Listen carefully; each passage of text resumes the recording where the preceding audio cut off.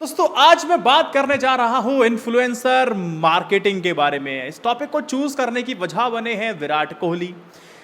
दोस्तों पहले आपको यह पता होना चाहिए कि इन्फ्लुएंसर मार्केटिंग कहते किसे हैं। इन्फ्लुएंसर का मतलब यह होता है कि व्यक्ति का सामने वाले पर प्रभाव कितना है। जब व्यक्ति बोलता है तो सामने वाला व्यक्ति उसको एज इट इज ले लेता है या क्रिटिकल थिंकिंग करता है, या फिर जो उसने कहा मान लिया और जो कह दिया बस उसके लिए भगवान की बात हो जाती है। तो इस तरह के और सामने वाले व्यक्ति के फॉलोअर अच्छे हैं, उसका इंगेजमेंट अच्छा है, तो जो बड़े बड़े ब्रांड्स होते हैं वो इनको रीच आउट करते हैं, कहते हैं कि आप मेरे प्रोडक्ट को ना आप प्रमोट कीजिए और हम आपको कुछ पैसे देंगे। तो इस तरह से पूरा खेल चलता है और हम लोग जो उन पे इन्फ्लुएंस अच्छा होता है, एंगेजमेंट रेट अच्छा होता है, तो उनको बाकायदा अच्छे पैसे दिए जाते हैं। एक इन्फ्लुएंसर 3 तरह से अपनी कमाई कर सकता है। कैसे कैसे? पहला, या तो किसी स्पॉन्सरशिप या फिर किसी प्रोडक्ट को इंडोर्स या फिर उसका विज्ञापन करने के लिए वो पैसा ले ले। दूसरा, एक बार्टर सिस्टम होता है। कंपनी कह सकती है कि आप हमारा इंडोर्समेंट कीजिए, हम आपको पैसे तो नहीं देंगे लेकिन हाँ हम ये प्रोडक्ट आपको फ्री में दे देंगे। अगर कंपनी कहती है हम ये भी नहीं कर सकते तो हम ऐसा करेंगे कि आप हमारा प्रमोशन कर दो, हम आपको एक हैवी डिस्काउंट दे देंगे जिसमें आपका फ़ायदा हो जाएगा, कस्टमर तक बात भी पहुंच जाएगी और दोनों का फ़ायदा हो जाएगा। दूसरी तरह से, तीसरी तरीके से एक इंडोर्समेंट होता है कि स्टेक ले लेना, कंपनी में शेयर ले लेना। दोस्तों आपको याद होगा MS धोनी, भारतीय क्रिकेट टीम के पूर्व कप्तान, उन्होंने क्या कहा था कि आम्रपाली की जब कंट्रोवर्सी चली थी तो आई वॉज इन NDTV, उस वक्त ना बेचारे एक बुजुर्ग थे, वो रो रहे थे, बोले कि रेरा का कानून अब आया लेकिन हमारा पैसा आम्रपाली में फंसा हुआ है, लेकिन अब क्या कर सकते हैं, अब मेरी जीवन भरी कमाई वहाँ चली गई। कि आप एक बहुत बड़े इन्फ्लुएंसर हैं, आपके फेस को देखने के बाद कई सारे लोग अट्रैक्ट हुए, वहाँ पे अपना पैसा दिया और फंस गए और मामला वहाँ खराब हो गया। लेकिन इंडियन एक्सप्रेस का ये आर्टिकल देखिए, साक्षी धोनी जो MS धोनी की जो वाइफ है, उनका आम्रपाली ग्रुप में 25% का स्टेक था और 75% का स्टेक ये था, यानी कि 100 रुपये अगर आम्रपाली ने कमाया तो सीधा 25 रुपये साक्षी धोनी के अकाउंट में जाएंगे जो कि MS धोनी की वाइफ है, और साथ ही 75% वो आम्रपाली ग्रुप रखेगा, वो आपस में बांटेगा जिस तरह का हिस्सा जिसके पास आएगा। तो एक इस तरह से इन्फ्लुएंसर मार्केटिंग करते हैं, कमाई करते हैं, मार्केटिंग। आपको बार्टर सिस्टम समझ में आ गया, आपको स्टेक टेकिंग समझ में आ गया। पहला जो बात थी मैं उसको थोड़ा सा और इलेबोरेट करना चाहूँगा। देखिए दोस्तों, जब भी कोई डील मुझे मिलती है, जब भी मुझे कोई डील मिलेगी तो मैं कोशिश करूँगा कि उसका क्लिक्स अच्छे मिले, ब्रांड की तरफ जो मेरा जो भरोसा है वो थोड़ा सा कायम हो और ज़्यादा बढ़े, आगे जाके मैं अच्छे खासे पैसे कमाऊँ। एक एग्जांपल मैं लूँगा, विराट कोहली का भी लूँगा। साथ साथ मुझे आप एक चीज़ बताइए, आपके दिमाग में सबसे ज़्यादा प्रभाव कब पड़ेगा? जैसे कि मैं इस फ़ोन का इस्तेमाल कर रहा हूँ, सपोज करो ये XYZ कंपनी का फ़ोन है, मैं लगातार आप बात करता हूँ और इसमें से अपने रिसर्चेस करता हूँ और लगातार बार बार मुझे जाने अनजाने में इसका लोगो अगर आपको दिखाई दे जाएगा तो आपके दिमाग में एक मैसेज जाएगा कि इसके पास अच्छे फॉलोअर हैं, अच्छा काम करता है, सब कुछ बढ़िया है, तो हो सकता है कि शायद इसकी प्रोडक्टिविटी में ये फ़ोन बहुत ज़्यादा काम आ रहा होगा, मुझे यही फ़ोन खरीदना होगा। मैंने कहा नहीं, लेकिन आपने वो सोच लिया है ना कि यही काम कर रहा है और इसका इस्तेमाल करता है, ये बहुत बेहतरीन फ़ोन होगा इसलिए इसने इस्तेमाल किया, काफ़ी साल से कर रहा है, कुछ कमी होती तो बता देता। ये हो गया साइलेंट तरीके की मार्केटिंग जो विराट कोहली ने अभी की थी। तो क्या होता है इसमें, ज़्यादा इंपैक्ट क्या हुआ कि मैंने आपको बताया भी नहीं और मेरी मार्केटिंग भी हो गई। इन केस मैं आपको फ़ोन दिखा दिखा करके बार बार कहूँ कि ये मुझे स्पॉन्सर किया गया है इस फलाना XYZ कंपनी के द्वारा और आप इस फ़ोन को ले सकते हैं, बेहतरीन प्रोडक्टिविटी के साथ है और कमाल की लाइफ है, बैटरी है ज़बरदस्त है, कमाल धमाल सब चीज़ आपको मिल जाएगी, चार्जिंग की मैं क्या ही बात करूं और बेहतर बेहतर इससे कुछ हो ही नहीं सकता है, और ऊपर लिखा हुआ है कि पेड प्रमोशन है, तो सामने वाले को समझ में आ जाएगा कि पैसा इसको मिल गया, ये बस बोला जा रहा है और इसको अपने पैसे से मतलब है, फ़ोन की क्वालिटी प्रोडक्ट से कोई मतलब नहीं है। तो पहले सिनेरियो में जब मैंने आपको नहीं बताया था कि ये पेड प्रमोशन है तो वह 100 में से हो सकता है कि 80 लोग प्रभावित होकर उस प्रोडक्ट को खरीद ले।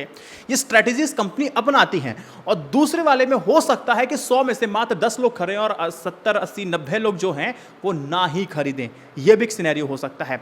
आज जब मैं इन्फ्लुएंसर मार्केटिंग की जब मैं देख रहा था वीडियो, तो एक यूट्यूबर मुझे मिला, बड़ा फंकी टाइप का यूट्यूबर है और वो प्रमोशन कर रहा था कि मुझे इस प्रोडक्ट ने स्पॉन्सर किया है, ओमेगा 3 फैटी एसिड्स हैं, चाहिए होते बॉडी के लिए, आप इसका इस्तेमाल कर सकते हैं, हार्ट के लिए अच्छा है, जॉइंट के लिए अच्छा है, आपके ट्राइग्लिसराइड के लिए अच्छा है, कोलेस्ट्रॉल के लिए अच्छा है।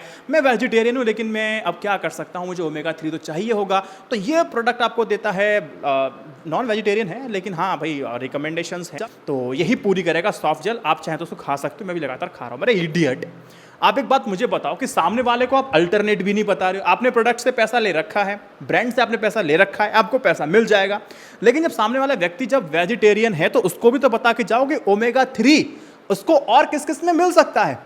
जो व्यक्ति को नहीं पता, लेकिन आपने पूरा महिमा मंडन कर दिया, आप एक इन्फ्लुएंसर हैं, आपकी बात में आकर बंदा नॉनवेज खाना शुरू कर देगा, उसके अंदर मछली का तेल होता है, मानता हूं मैं, अब जो खाएगा वो खाएगा, लेकिन आप फोर्स कर रहे हैं कि जो वेजिटेरियन है वो जाके उन सॉफ्ट जेल को खाए ताकि ओमेगा 3 की अपने बॉडी के अंदर जो पूर्ति है वो पूरी कर सके।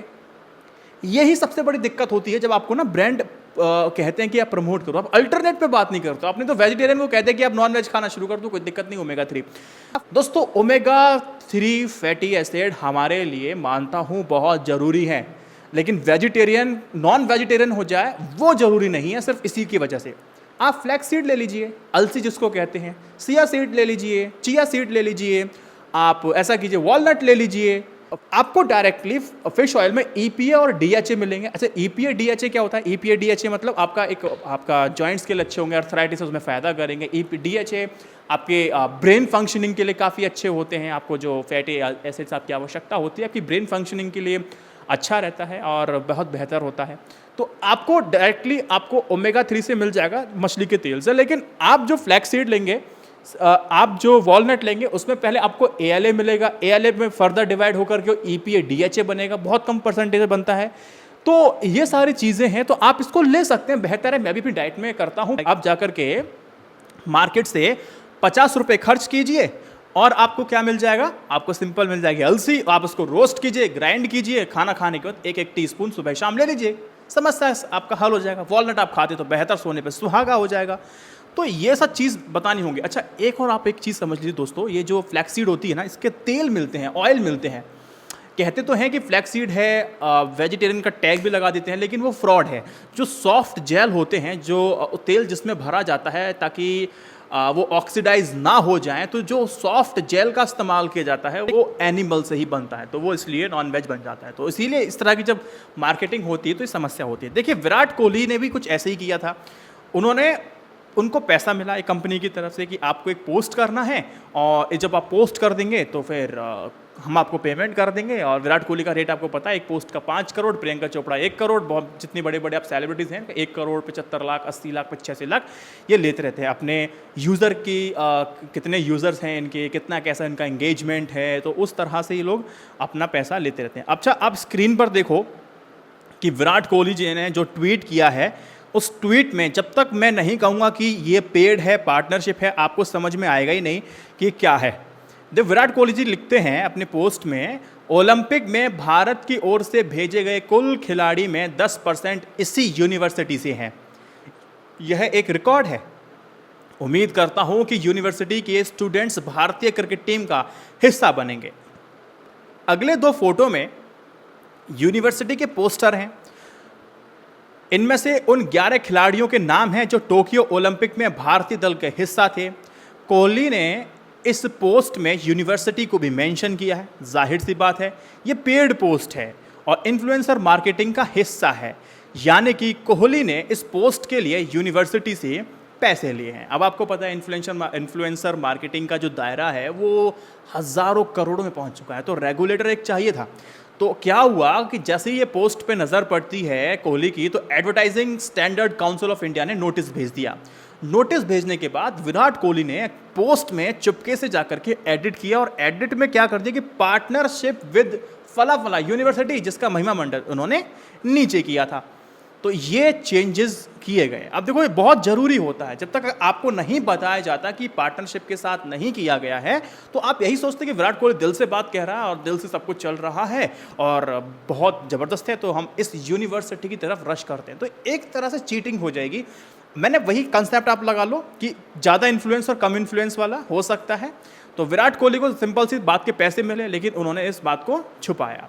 इन्फ्लुएंसर मार्केटिंग क्या होती है आप सबको पता है। आलिया भट्ट हो गई, जैकलिन फर्नांडिस हो गए, ये सेलिब्रिटीज़ हैं, ये भी इन्फ्लुएंसर हैं। अनुष्का शर्मा 75, 80, 1-1 करोड़ रुपए अपने हैसियत के हिसाब से ये लोग चार्ज करते रहते हैं। आप सबको पता है कि इन्फ्लुएंसर मार्केट जो है कितना बड़ा है। आप सबको पता है कि कितना बड़ा है इन्फ्लुएंसर मार्केट? मैं आपको आंकड़े के तहत मैं आपको बता देता हूं कि भारत में सोशल मीडिया इन्फ्लुएंसर मार्केट का कारोबार सालाना 1000 करोड़ रुपए तक पहुंच चुका है। फिर भी यह कुल सोशल मीडिया मार्केट का सिर्फ 10% है, यानी कि इसके बढ़ने की संभावना निश्चित तौर पे तो है ही है।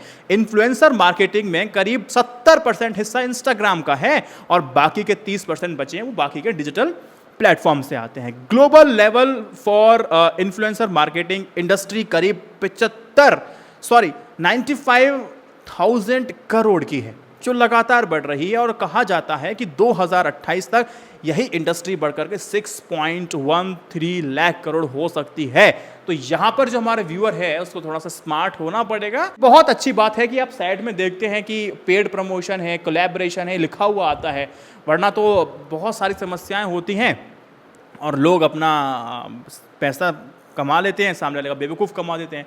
टेक यूट्यूबर्स हैं, वो करते क्या है दोस्तों, ये है मेरा ये फ़ोन, दूसरा है ये फ़ोन, इसमें ये स्पेक्स अच्छे हैं, इसमें ये स्पेक्स अच्छे हैं। सामने वाले को पता पड़ता है कि गिव अवे करना शुरू कर दिया, इस फ़ोन के 6 अच्छाई बताई हैं और सामने वाले फ़ोन की 5 गलत बातें बता दी हैं।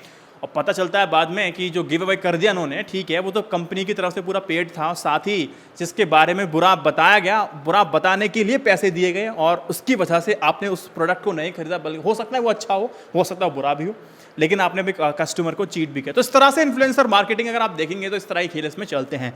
इसमें फैक्ट क्या बात, इसमें सिंपल सी बात यही है कि आपको पता होना चाहिए, you have to be smart enough कि कौन सा प्रोडक्ट अच्छा है, कौन सा नहीं है। मैंने एग्जांपल आपको दिया, वेजिटेरियन है तो नॉन वेजिटेरियन बनने की आपको आवश्यकता नहीं है। जरूरी नहीं है कि आपको हर स्किन केयर के लिए, प्रोडक्ट के लिए आपको जेल लगाना पड़ेगा, वैक्स लगाना पड़ेगा, स्किन को लाइट करने के लिए पील ऑफ लेने पड़ेंगे, मास्क। बुद्धि से काम कीजिए, पैसा बचाइए और थोड़ा सा किताब पढ़ना शुरू कर दीजिए, आपको समझ में आ जाएगा। मुझे उम्मीद है कि वीडियो में मैंने बात ज़्यादा की है, तो पसंद आया तो अच्छी बात है, नहीं आया तो कोई बात नहीं, मुझे कमेंट सेक्शन बताना।